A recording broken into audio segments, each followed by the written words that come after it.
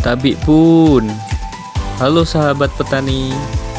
Dalam video kali ini kita akan membahas mengenai hama wereng pada tanaman jagung. Saat ini hama wereng jagung belum menjadi masalah di sebagian besar sentra jagung. Hal ini disebabkan dampak yang ditimbulkan belum terlalu besar dan kerugian yang ditimbulkan juga belum menyebabkan kerugian di kalangan petani jagung. Namun, beberapa tahun terakhir keberadaan wereng jagung semakin berkembang. Hampir di semua areal sentra tanaman jagung sudah menunjukkan gejala keberadaan hama ini, sehingga patut diwaspadai. Olehnya, sebelum menimbulkan kerugian yang besar, perlu pengetahuan mengenai hama ini sehingga kita dapat mengantisipasi dampak serangannya dan melakukan teknik pengendalian yang tepat.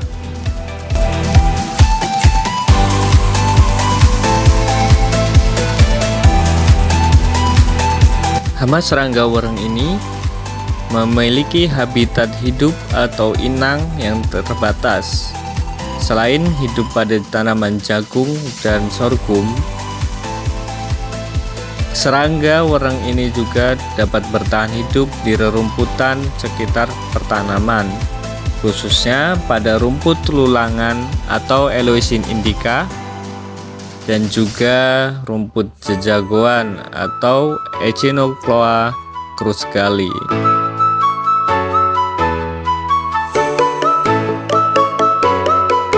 Pada umumnya, siklus hidup wereng jagung diawali dengan wereng jagung betina bertelur 20-30 telur di dalam pelepah daun tanaman inang mereka. Dalam kondisi normal, perkembangan dari penetasan ke dewasa membutuhkan waktu sekitar 20 hari. Namun, perkembangan nimfa wereng jagung sangat tergantung pada suhu. Perkembangan normal terjadi antara 20-27 derajat Celcius dan memiliki 5 tahap nimfa atau remaja. Suhu ekstrim di bawah 10 derajat Celcius dan di atas 30 derajat Celcius mengakibatkan hilangnya instar kelima dan ganti kulit langsung dari instar keempat ke dewasa. Tetapi perkembangan penuh hingga 74 hari. Wereng jagung ini mampu mereproduksi sepanjang tahun, tetapi perkembangannya dipengaruhi oleh perubahan suhu. Faktor lain yang mempengaruhi perkembangan adalah ketersediaan nutrisi.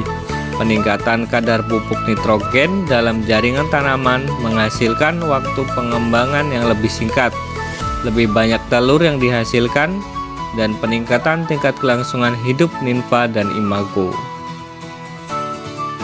Mirip dengan wereng lainnya, wereng jagung juga memiliki dua jenis wereng dewasa yang berbeda, dapat berkembang tergantung pada kondisi lingkungannya, yaitu yang pertama, Brachypterus, memiliki sayap pendek dan kurang berkembang, dan paling sering berkembang pada respon tanaman inang yang berkualitas tinggi, kepadatan populasi rendah, dan tidak perlu penyebaran. Yang kedua yaitu Macropterus, telah mengembangkan sayap sepenuhnya dan muncul ketika diperlukan penyebaran karena kepadatan populasi yang tinggi atau tanaman inang berkualitas rendah. Tujuan dari Macropterus adalah untuk menyebarkan dan meletakkan telur pada bibit jagung. Sedangkan Brachypterus hanya untuk memberi makan pada tanaman yang tumbuh dan bereproduksi. Setelah tanaman mulai menua, lebih banyak Macropterus diproduksi dan siklus terus berlanjut.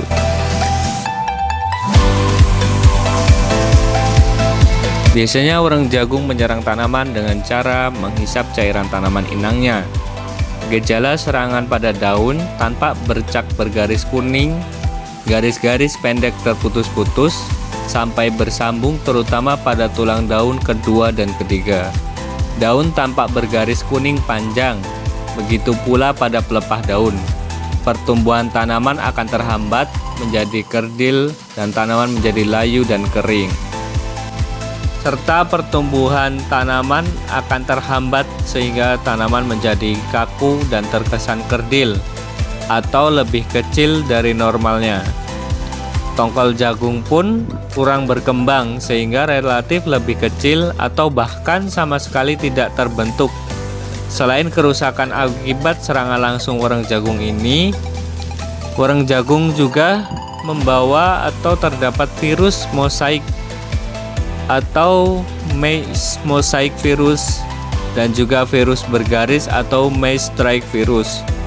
Pada tanaman jagung, serangan yang berat dan cuaca yang mendukung seperti penanaman menjelang musim hujan, cairan atau sekresi yang keluar dari tanaman membanjiri permukaan daun yang banyak werengnya. Sekresi ini seperti madu yang lengket sehingga akan menimbulkan timbunan jamur.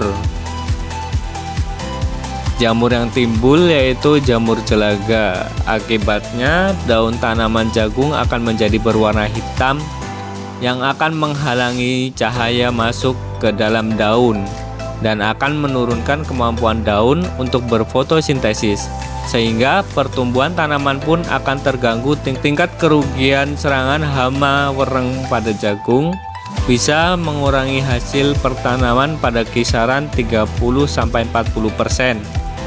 Namun sekali lagi, hama wereng jagung ini atau pada saat ini pada umumnya masih tergolong hama yang minoritas. Hama yang jarang terjadi namun mulai merebak dan berkembang pada tanaman jagung.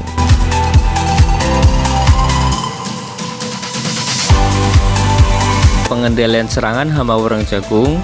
Pengendalian hama ini dapat dilakukan dengan berbagai cara, yang diantaranya menanam varietas yang tahan akan serangan hama wereng. Kedua, tanam serempak untuk meminimalkan serangan. Ketiga, membersihkan rumput-rumput yang menjadi inang alternatif dari hama ini. Keempat, mengurangi penggunaan pupuk nitrogen, baik itu urea maupun ZA, karena penggunaan pupuk nitrogen yang tinggi atau yang berlebihan dapat menyebabkan hama ini berkembang dengan cepat. Jadi sahabat petani, dalam penggunaan pupuk nitrogen harap disesuaikan dengan dosisnya ya, jangan terlalu berlebihan. Selanjutnya, jarak tanam jangan terlalu rapat untuk menjaga sirkulasi udara. Dan yang terakhir, jika serangan sudah terlalu tinggi, dilakukan pengendalian dengan cara kimia, yaitu menggunakan pestisida. Pestisida yang digunakan harus tepat sasaran dan tepat dosis. Contoh bahan aktif dari pestisida yang bisa digunakan untuk mengendalikan hama wereng yaitu thiamethoxam, yang kedua imidacloprid dan spirotetramat, yang ketiga carbaryl, dan yang terakhir yaitu dimetoat. Demikian pemaparan mengenai gambaran hama wereng dan pengendaliannya. Semoga bermanfaat. Terima kasih. Sampai jumpa di video berikutnya.